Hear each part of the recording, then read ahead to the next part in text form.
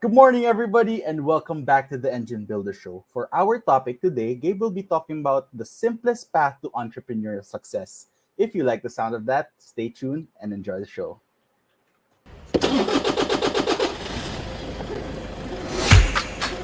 Good morning, everybody. There was always a ton to learn.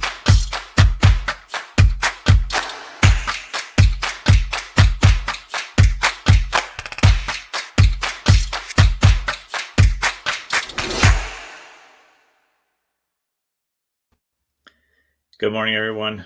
Hope you're doing well. Thank you, as always, for taking time to be here, to listen to the show, to download the podcast, or watch this wherever you get to watch the video. I appreciate you taking time. And just like Jethro said, we're going to talk about the simplest path to entrepreneurial success. And one of the things that I always share with folks that I'm coaching or working with or our clients is simple is not easy. So just remember that. But simple is a good path to take, because when you can create a simple system to follow, you can repeat it over and over, and you can ultimately get the results that you want. And so there's three things that I want to encourage you to think about today that will allow you to really be successful as you keep walking down this entrepreneurial path. This applies to so many different areas of life, but it's definitely something that's really crucial to understand and master from a discipline, and daily routine standpoint. Because when we have good structure in place, that's when we're able to really grow and succeed. And so the first thing that I would encourage you to do is make sure that you have a clear scoreboard of inputs that yield the outputs that you want. And so if we look at, any type of business that's successful, the entrepreneur, the business owner, the leaders in the business, they've been able to say, okay, we want this big result for our company, for our clients, for everything that we're aiming for. And so how are we going to get there? What are the inputs that we have to put in there to get that result? One of the simple things that I always think about, and I think about it first for a lot of reasons, is sales. And one of the reasons we think about that is if you have sales coming in, then you are in business. If you don't have sales, then you just have ideas, and that's fine. But there is no business until there's a sale, until a sale is made, in my opinion, in my experience.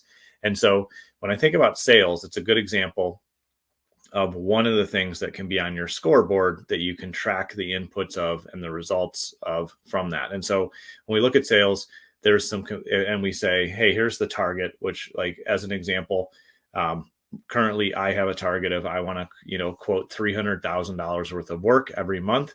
And if I do that, I know that I'll hit my monthly sales goals and things will continue to grow and be successful.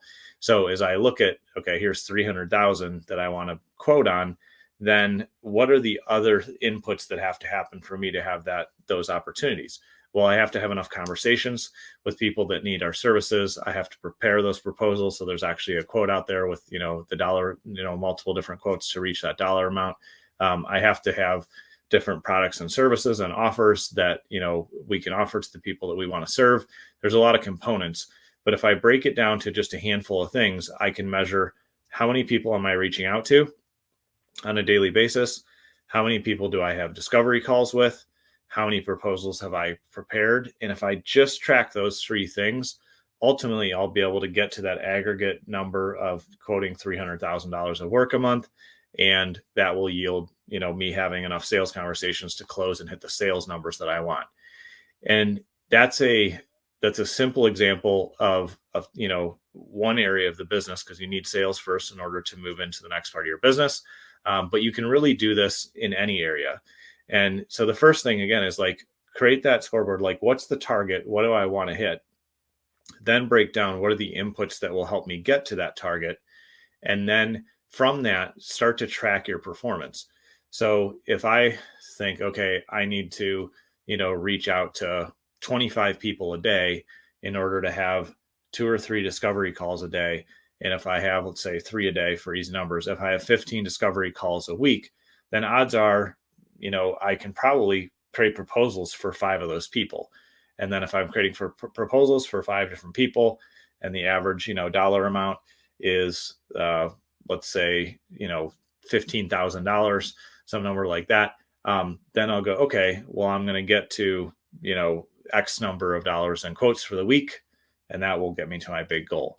And I'm just kind of throwing some estimated numbers there, but by having the big outcome and then knowing the sub steps, the inputs that we have to put in, then I can start to say, okay, those are my estimated targets of how I want to get there. But if I track my performance, did I actually get to reach, 25 people today? And if I didn't, then what do I need to change in my schedule? Or do I have a big enough list of people to reach out to? Whatever the case may be, I can start to track my performance, review them on a consistent basis, and make adjustments to my behavior, the inputs, and the resources that I'm investing.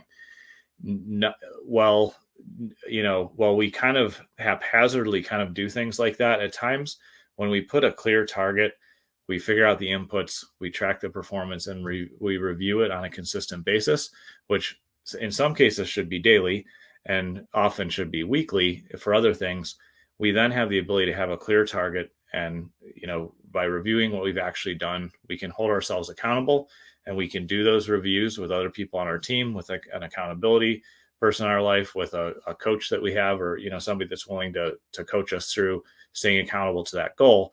And then we're able to measure inputs versus outputs. But often what happens instead of using a process like that is I've seen folks just set a big target and then have a flurry of activity without really being measured and thorough and methodical about it. And then they get some good results, and, hopefully, or they may not get results, but even if they get good results, then things can taper off and, falter and fail again, because they don't have a scoreboard that they're tracking. They don't have clear inputs, and they're not reviewing it on a consistent, periodic basis, weekly, or, whatever the target requires. And so as you look at your business today and you have some goals and aspirations, or some problems or challenges, my question for you is, how can you create a scoreboard that will track those things? And then how can you clearly define the inputs that will help you reach the result? And then how do you track those inputs and, make adjustments and say, maybe my target is too small, or maybe my target is too big. How do I make that adjustment based on what I'm seeing that will allow me to get there?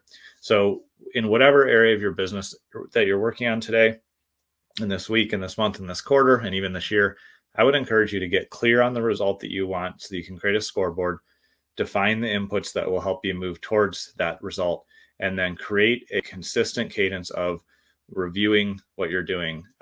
Often, again, on a weekly basis, that's really good. Sometimes it should be a daily basis, but make sure it's really frequent so you can really be honest with yourself. You can get some input from other people that are able to support you, and you'll be able to tell where you're headed and where you're going. That is a simple path to entrepreneurial success, having those pieces in place, and that's what will give you the opportunity to be successful. Yes, in life and business, there's a little bit of luck. There's some experience and some skill and things that we need. There's a lot of different things going on in the entrepreneurial life and journey. But if we're willing to put in the work and discipline ourselves to use a system like this, we'll know where we stand and how to move forward. So I hope that's useful today, and I look forward to seeing you on the next show.